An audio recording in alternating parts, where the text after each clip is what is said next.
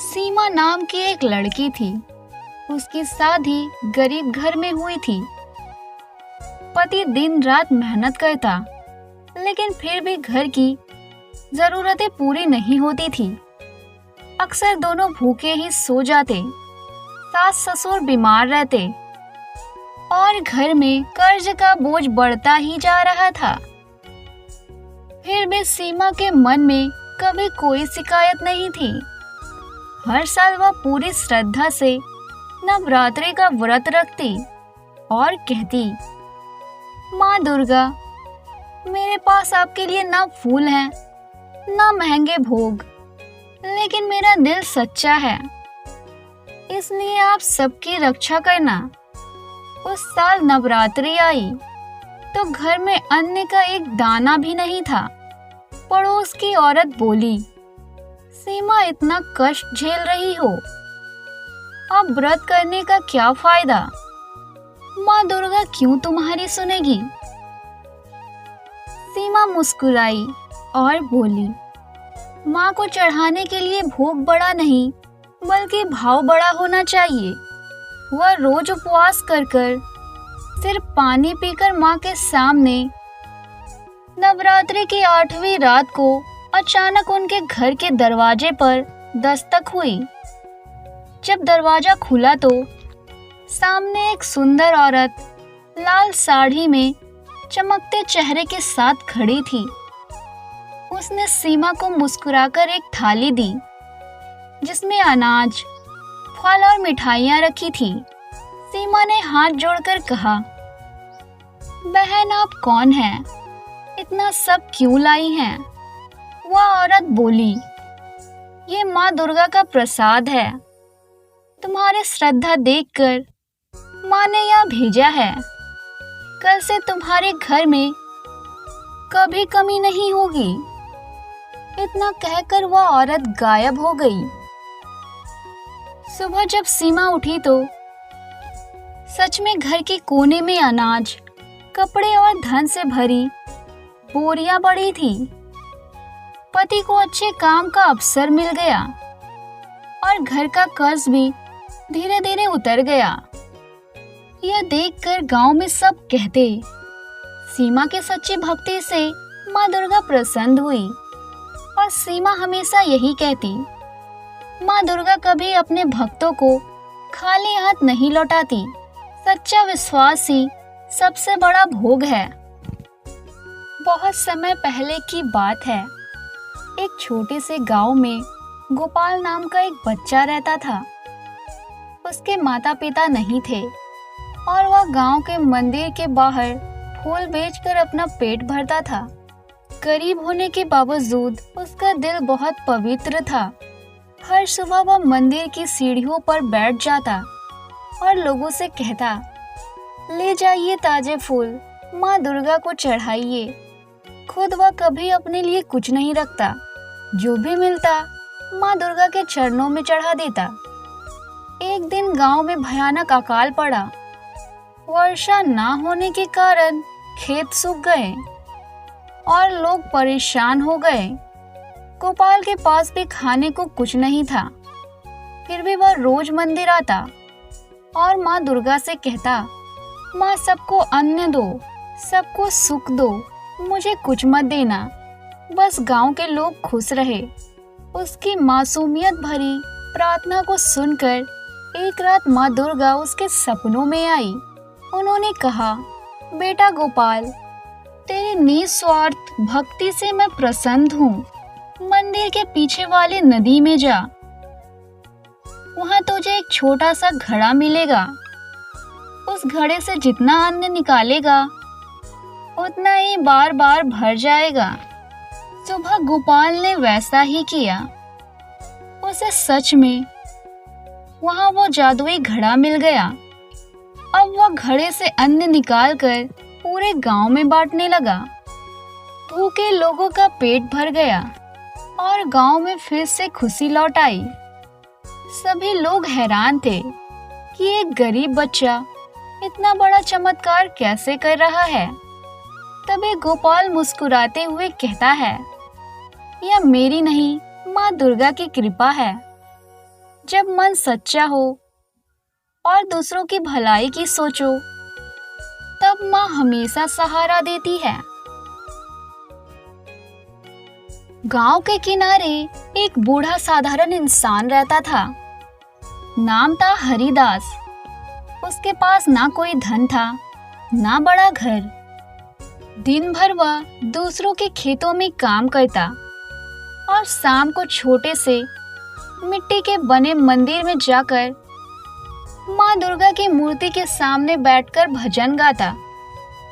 लोग अक्सर उसका मजाक उड़ाते, अरे हरिदास, तेरी हालत देख, माँ तुझे क्या देगी? उनके लिए तो अमीरों के बड़े बड़े पंडाल सजाते हैं, सोने चांदी के गहने चढ़ाते हैं, भला तेरा भजन क्या काम का? पर हरिदास मुस्कुराता है और कहता है, माँ को धन नहीं, भक्त की जरूरत है। मैं जो भी हूँ, जैसा भी हूँ, सब माँ का ही दिया गया है। नवरात्रि की अष्टमी आई। गांव में भव्य पूजा हो रही थी। लोग तरह तरह का भोग चढ़ा रहे थे, लेकिन हरिदास के पास सिर्फ एक सूखी रोटी और थोड़े से गुड़ थे। उसने वही माँ के चरणों में रख दी और आंखें बंद कर गाने लगा, जय अम्बे गौरी, मैया जय श्यामा गौरी। गाते गाते उसकी आंखों से आंसू बह निकले। अचानक मंदिर में तेज रोशनी फैल गई। हरिदास ने जब आंखें खोली तो देखा कि सामने माँ दुर्गा स्वयं खड़ी है, लाल साड़ी में, 10 भुजाओं में शस्त्र लिए, परंतु चेहरे पर माँ जैसी करुणा और प्रेम। माँ ने मुस्कुराकर कहा, हरिदास, तेरा सच्चा प्रेम और भक्ति ने मुझे यहाँ बुला लिया। मेरे लिए तेरा सूखा निवाला भी अमृत से बढ़कर है। आज से तेरे जीवन में कोई कमी नहीं रहेगी। इतना कहकर माँ ने उसे आशीर्वाद दिया। अगले दिन से हरिदास का जीवन बदल गया। खेत में उसकी मेहनत रंग लाई। गांव वाले उसका सम्मान करने लगे और सबसे बड़ी बात, हरिदास अब और खुश होकर कहता, माँ सबको देती है, लेकिन सच्ची भक्ति ही माँ को पास बुलाती है। इसलिए दोस्तों, माँ दुर्गा के लिए बड़े मंदिर, सोने चांदी या भव्य पूजा नहीं, बल्कि निर्मल हृदय और सच्ची भक्ति ही सबसे कीमती भोग है। एक छोटे से गांव में मीरा नाम की 8 साल की एक मासूम बच्ची रहती थी। जन्म के बाद ही उसके माता पिता का देहांत हो गया था। गांव वाले उसकी देखभाल तो करते थे, लेकिन कोई भी उसे अपना बच्चा मानकर साथ रखने को तैयार नहीं होता था। मीरा रोज मंदिर की सीढ़ियों पर बैठकर लोगों को देखती, कभी खिलौनों को देखकर मुस्कुराती, तो कभी रोते रोते सो जाती। उसके दिल में बस एक ही सवाल था, क्या मुझे कभी सच्ची माँ का प्यार मिलेगा? गांव में नवरात्रि का समय आया। हर घर में माता रानी की आराधना हो रही थी। मंदिर में भी माँ दुर्गा की भव्य प्रतिमा स्थापित की गई थी। लोग सज धज कर पूजा करने आते, ढोल नगाड़े बजाते, भजन गाते। लेकिन मीरा वही मंदिर के कोने में बैठकर माँ दुर्गा की मूर्ति को देखती और धीरे धीरे फुसफुसाती, माँ सब कहते हैं कि आप सबकी सुनती हो, तो मेरी भी सुन लो ना। मुझे भी एक माँ चाहिए। मैं भी गोद में सिर रखकर सोना चाहती हूँ। उसकी मासूमियत प्रार्थना को सुनकर कई लोग भावुक तो हो गए, लेकिन कोई आगे नहीं बढ़ा। नवरात्रि की अष्टमी की रात मंदिर में भजन चल रहे थे। मीरा अकेली बैठी थी और रोते रोते सो गई। तभी उसे सपना आया। सपने में माँ दुर्गा अपने शेर पर सवार होकर उसके सामने खड़ी थी। माँ के चेहरे पर अद्भुत करुणा थी। उन्होंने मीरा के आंसू पोंछते हुए कहा, बेटी अब से तू अकेली नहीं है, मैं तेरी माँ हूँ और हमेशा तेरे साथ रहूंगी। मीरा ने डरते डरते पूछा, पर माँ, सब बच्चों के पास तो असली माँ होती है, मेरे पास कौन होगा? माँ मुस्कुराई और बोली, तेरी माँ हर जगह होगी, तेरे दिल में, तेरे आंसुओं में, तेरी हंसी में। जब तू भूखी होगी तो मैं भोजन बनाकर तेरे लिए लेकर आऊंगी। जब तू डरेगी तो मैं तेरी ढाल बनकर तेरे सामने खड़ी रहूंगी। इतना कहते ही माँ ने अपनी गोद में उसे उठा लिया। मीरा ने पहली बार किसी माँ की गोद का सुकून महसूस किया। अगले दिन जब वह मंदिर में उठी तो काफी ज्यादा हैरान हो गई। मंदिर के पुजारी ने उसे अपने घर बुलाया और कहा, बेटी, आज रात मेरे सपने में माँ दुर्गा आई थी और उन्होंने मुझे बोला कि मीरा मेरी संतान है, उसका ध्यान रखना, इसलिए अब से तू हमेशा मेरे साथ रहेगी। पुजारी और उसकी पत्नी ने मीरा को गोद ले लिया। घर में पहली बार खिलखिलाहट गूंजी। पुजारी की पत्नी ने माँ की तरह उसे दुलार किया। मीरा समझ चुकी थी कि माँ दुर्गा ने सचमुच उसका हाथ थाम लिया है। अब चाहे दुनिया बदल जाए, उसे माँ का प्यार मिल चुका था। तभी हर साल नवरात्रि पर मीरा पूरे प्रेम से माँ दुर्गा की आरती करती और आंसू भरी आंखों से कहती, माँ, आप सचमुच मेरी माँ हो। आपने मेरी जिंदगी को अंधकार से उजाला कर दिया। लोग कहते हैं कि जब भी कोई बच्चा सच्चे मन से माँ दुर्गा को पुकारता है तो वह हर रूप में उसकी रक्षा करती है, कभी इंसानों के रूप में, कभी सपनों के रूप में और कभी सीधे माँ बनकर। एक शहर में दो घर आमने सामने थे। एक घर था सेठ गोपाल दास का, बहुत अमीर व्यापारी, बड़ी हवेली, गाड़ियों की लाइन और हर साल लाखों रुपए खर्च करके भव्य नवरात्रि का आयोजन करता था। दूसरी ओर था रामू का छोटा सा घर। रामू रिक्शा चलाता था। उसकी पत्नी और दो छोटे बच्चे थे। गरीबी इतनी थी कि कभी कभी पूरे परिवार को सिर्फ एक रोटी बांटनी पड़ती थी। नवरात्रि नजदीक आई। अमीर का आयोजन। सेठ जी ने विशाल पंडाल सजाया, महंगी सजावट की, हजारों की लाइटें और बैंड बाजे मंगाए। लोग दूर दूर से उनके नवरात्रि पंडाल को देखने आते। सेठ जी गर्व से कहते, देखो हमारी पूजा पूरे शहर में सबसे भव्य है, माँ दुर्गा हमसे बहुत प्रसन्न होगी। दूसरी ओर रामू की हालत खराब थी, लेकिन उसके बच्चों ने कहा, बाबा इस बार भी नवरात्रि मनाएंगे ना? रामू मुस्कुराया, जरूर बेटा, माँ दुर्गा किसी के सोने चांदी से खुश नहीं होती, वे सच्चे दिल से खुश होती है। रामू ने अपने टूटे फूटे घर के कोनों को साफ किया, पुरानी ईंटों से छोटी सी मंदिर बनाई। पत्नी ने हल्दी कुमकुम से माँ की तस्वीर सजाई। भोग में सिर्फ एक कचौड़ी, खिचड़ी और थोड़ा सा गुड़ रखा। बच्चे ताली बजाकर भजन गाने लगे। वहाँ दिखावा कुछ नहीं था, पर भक्ति सच्ची थी। अष्टमी की रात दोनों जगह भव्य भजन कीर्तन चल रहे थे। अचानक सेठ जी के पंडाल में बिजली चली गई। जनरेटर भी बंद हो गया। लोग भागने लगे। वहाँ का पूरा माहौल अस्त व्यस्त हो गया। उसी समय रामू के घर पर एक चमत्कार हुआ।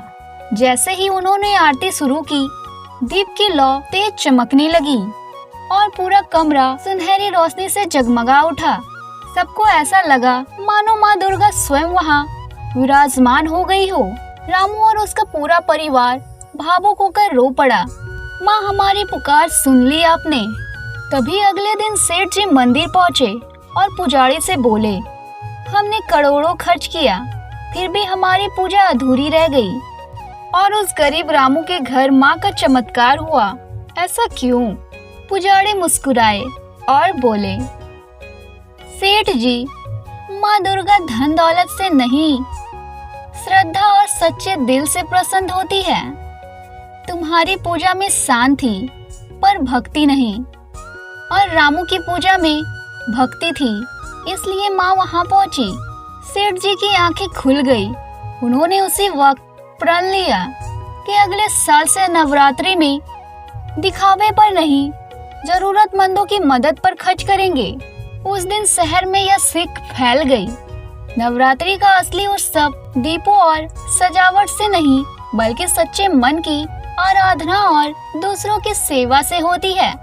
रामू के बच्चे खुश थे और सेठ जी ने पहली बार भक्ति का सच्चा अर्थ समझा था। माँ दुर्गा ने दोनों की सुन ली थी, एक को सब देकर और दूसरे को माँ बनकर अपना कर। एक छोटे से कस्बे में मोहन नाम का एक मजदूर अपनी पत्नी सीता और बेटी गुड़िया के साथ रहता था। मोहन दिन रात ईंट भट्टों पर मेहनत करता, फिर भी मुश्किल से 2 वक्त का खाना जुट पाता। दुर्गा पूजा पास आ रही थी। पूरे शहर में रौनक थी। पंडाल सज रहे थे, मूर्तियां बन रही थी और हर घर में नए कपड़े आ रहे थे। लेकिन मोहन के घर में ना नए कपड़े थे, ना ही मिठाई और ना ही पूजा के लिए कुछ। गुड़िया रोज पंडाल के पास जाकर माँ दुर्गा की मूर्ति को निहारती और कहती, माँ सब लोग नए कपड़े पहनेंगे, आपके लिए बड़े भोग चढ़ाएंगे, पर मेरे पास आपके लिए कुछ भी नहीं है। क्या आप मुझसे नाराज हो जाएंगी? उसकी मासूम बातों को सुनकर सीता की आंखों में आंसू भर आते। वह अपने हाथ जोड़कर मन ही मन माँ से प्रार्थना करती, माँ मेरे पास आपको चढ़ाने को कुछ भी नहीं है, लेकिन मेरी बच्ची की मन की इच्छा पूरी कर देना। दुर्गा अष्टमी की रात आई। जब मोहन काम से लौट रहा था तो रास्ते में उसे एक थैला मिला। उसने सोचा शायद किसी का गिर गया है। अंदर देखा तो उसमें अनाज और फल और थोड़े पैसे रखे हुए थे। उसने बहुत खोजा कि किसका है, पर कोई नहीं मिला। वह समझ गया ये माँ दुर्गा का प्रसाद है। सुबह जब उन्होंने उसी फल और मिठाई को माँ दुर्गा को चढ़ाया तो गुड़िया की खुशी का ठिकाना नहीं रहा। उसने माँ से कहा, माँ देखो, अब मैं भी आपको भोग चढ़ा रही हूँ। उसी शाम अचानक गांव के कुछ लोग उसके घर आए। दरअसल मोहन की ईमानदारी और मेहनत देखकर एक ठेकेदार ने उसे अस्थायी काम पर रख लिया। घर में पहली बार थोड़ी स्थिरता और खुशहाली आई थी। उस दिन सीता ने अपनी बेटी से कहा, देखा गुड़िया, माँ दुर्गा कभी अपने भक्तों को खाली हाथ नहीं छोड़ती। गरीब का भोग भी उनके लिए सबसे कीमती होता है। इसलिए दोस्तों, माँ दुर्गा को सोने चांदी और बड़े भोग की जरूरत नहीं होती। उनका सच्चा आशीर्वाद भक्ति, मासूमियत और ईमानदारी से मिलता है।